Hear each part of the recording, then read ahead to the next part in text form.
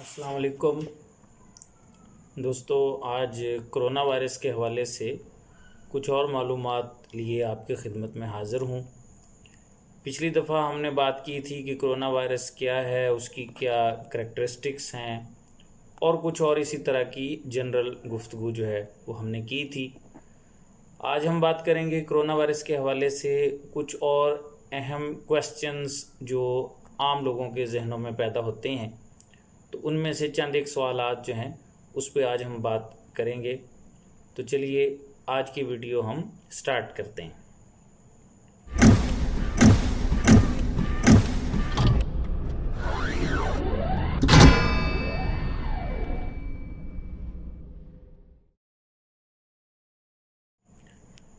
دوستو، پہلا سوال جو عام طور پہ لوگوں کے ذہنوں میں پیدا ہوتا ہے وہ یہ ہے کہ جن لوگوں کی انفلوئنزا یا نمونیا وغیرہ کے حوالے سے پہلے سے کوئی ویکسینیشن ہو چکی ہے، کیا وہ اس وائرس سے محفوظ رہ سکتے ہیں؟ تو اس کا جواب جو میڈیکلی یا سائنس کی فیلڈ سے وابستہ لوگ دیتے ہیں وہ یہ ہے کہ وائرس کی بہت ساری اقسام ہوتی ہیں۔ اگر کسی نے انفلوئنزا یا نمونیا کی پہلے سے کوئی ویکسینیشن کروا رکھی ہے تو وہ صرف اسی بیماری یعنی کہ انفلوئنزا یا نمونیا وغیرہ کے حوالے سے ہی فائدہ مند ثابت ہو سکتی ہے اور اس شخص کو بچا سکتی ہے، لیکن اس کا کرونا وائرس کے حوالے سے کوئی تعلق نہیں ہوگا۔ چونکہ کرونا ایک نیا وائرس ہے تو اس کے لیے ایک ویکسین بھی نئی ہی درکار ہوگی۔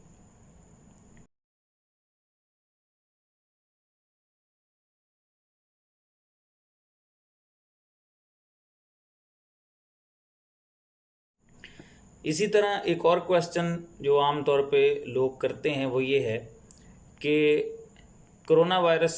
کی اب تک کی جو اموات ہو چکی ہیں ان میں زیادہ تر یہی کہا جاتا ہے کہ وہ بڑی عمر کے لوگ یا بزرگ جو ہیں وہ زیادہ اس وائرس کی وجہ سے اپنی جان سے ہاتھ دھو بیٹھے ہیں۔ تو کیا یہ صرف بزرگوں کو ہی متاثر کرتا ہے اموات کے حوالے سے؟ تو اس کا جواب بھی یہ ہے کہ ٹھیک ہے، یہ بات درست ہے کہ کرونا وائرس کی وجہ سے زیادہ بڑی عمر کے لوگ یا بزرگ ہی زیادہ اب تک جو ہے وہ اموات کا شکار ہوئے ہیں، لیکن یہ کسی بھی عمر کے انسان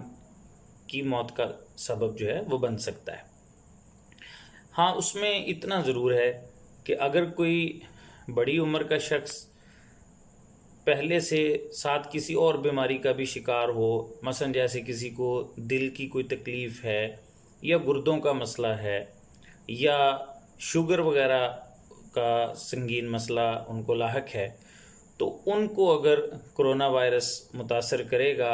تو اس میں پھر ان کی جان کو خطرہ جو ہے وہ زیادہ لاحق ہو سکتا ہے، اور اس میں پھر بچنے کے یا سروائیول کے امکانات جو ہیں وہ کم ہو جاتے ہیں۔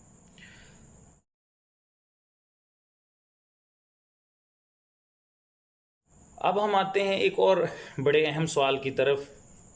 کہ آپ نے اکثر سنا ہوگا کہ جن لوگوں کی امیونٹی یا قوت مدافعت مضبوط ہے وہ اس وائرس سے محفوظ رہ سکتے ہیں۔ تو اب ہم بات کریں گے کہ امیونٹی یا قوت مدافعت ہوتی کیا ہے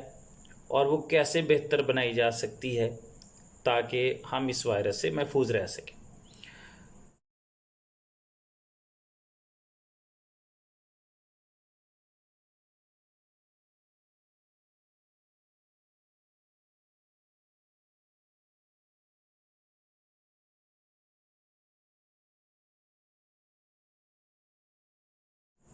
دیکھیں، اللہ تعالیٰ نے انسانی جسم میں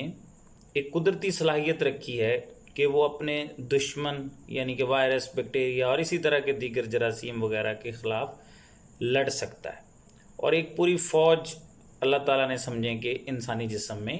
اس مقصد کے لیے پیدا کر رکھی ہے۔ اب وہ فوج جو ہے ویسے تو وہ بہت ساری قسموں کی ہیں، لیکن اس میں دو خاص طور پہ اہم ہیں۔ ایک قسم کی فوج جو ہے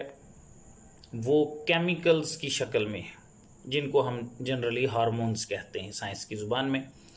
اور دوسری قسم کی جو فوج ہے وہ سیلز ہے۔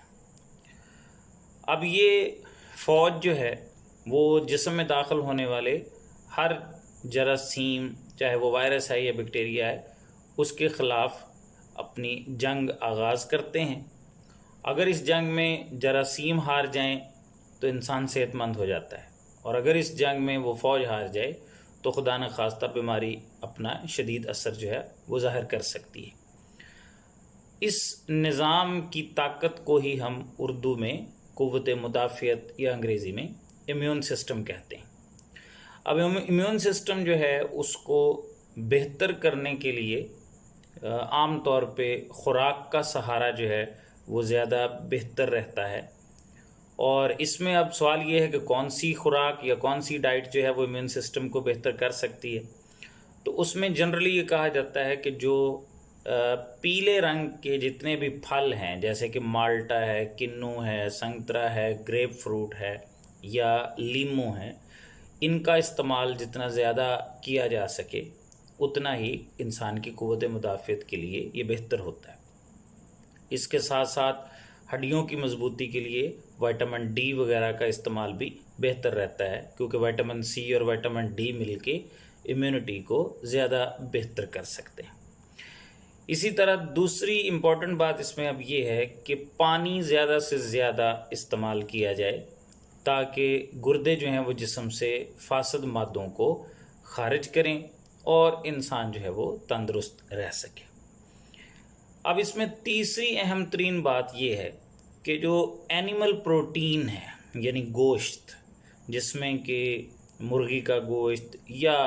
بکرے وغیرہ کا یا اسی طرح کسی بھی دوسری ورائٹی کا گوشت، جن کو ہم اپنی عام سادہ انگریزی میں مٹن بیف وغیرہ کہتے ہیں، وہ کم سے کم استعمال کیا جائے، کیونکہ اینیمل پروٹین جو ہے وہ امیونٹی کو کمزور کرنے کا سبب بنتی ہے، اب تک کی سائنس یہی بتاتی ہے۔ اس کے علاوہ ایک اور اہم ترین بات یہ ہے کہ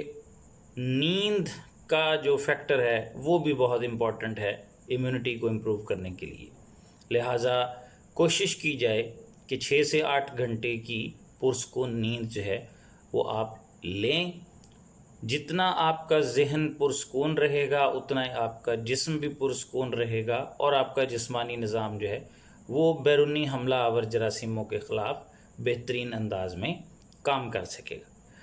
اس کے علاوہ سٹریس یا ذہنی دباؤ، چاہے وہ کسی بھی قسم کا ذہنی دباؤ ہو، اس کے بارے میں بھی سائنس یہی کہتی ہے کہ وہ امیونٹی کو کمزور کرتا ہے۔ اس لیے کوشش کریں کہ اپنے آپ کو پرسکون رکھیں، غیر ضروری طور پہ اپنے ذہن کو تفکرات سے، پریشانیوں سے، مسائل سے آزاد رکھیں، اور کوشش کریں کہ کوئی غیر ضروری سوچ، کوئی فکر جو ہے وہ آپ پہ طاری نہ ہو سکے۔ تو یہ تھیں آج کی وہ چند ایک گزارشات جو کرونا وائرس کے حوالے سے آپ تک پہنچانا ضروری سمجھتا تھا میں۔ تو اس ویڈیو کو اگر آپ پسند کریں تو میرے چینل کو لائک، شیئر اور سبسکرائب ضرور کیجئے گا۔ انشاءاللہ بہت جلد آپ کے ساتھ پھر ملاقات ہوگی، تب تک کے لیے اللہ حافظ۔